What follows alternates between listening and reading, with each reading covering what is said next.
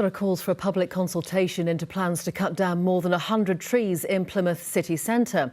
The work had been halted after protests, but now a revised plan has been issued that saved an additional 7 trees. Campaigners say that's not good enough. Janine Jansen reports. A £13 million scheme to jazz up Plymouth city centre.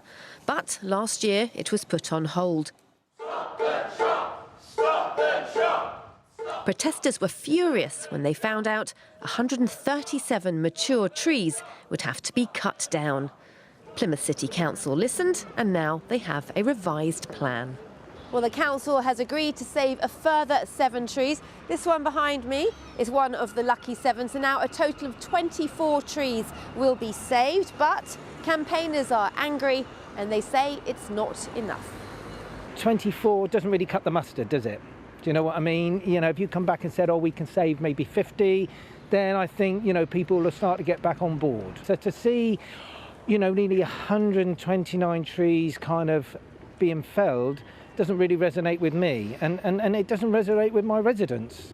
The council says it's planting more trees, so ultimately it'll be greener than before. When these trees were planted in, I think, 1985-86 area, literally a hole was dug and they were put in there. There was no thought for the roots growth, etc., which is why a lot of roots are growing up and dislodging the pavement, and they're in a bad and decaying way.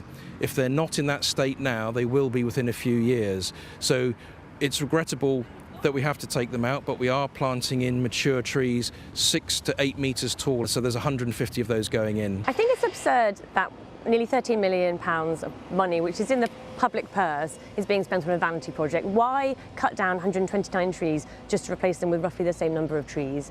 You know, this is money that, like I say, is from the public purse, but the public are not being consulted on the plans. She says the council's tweak to its plans won't satisfy the 11,000 petitioners who want the trees saved. Campaigners are now calling for a proper public consultation. Janine Jansen, BBC Spotlight, Plymouth.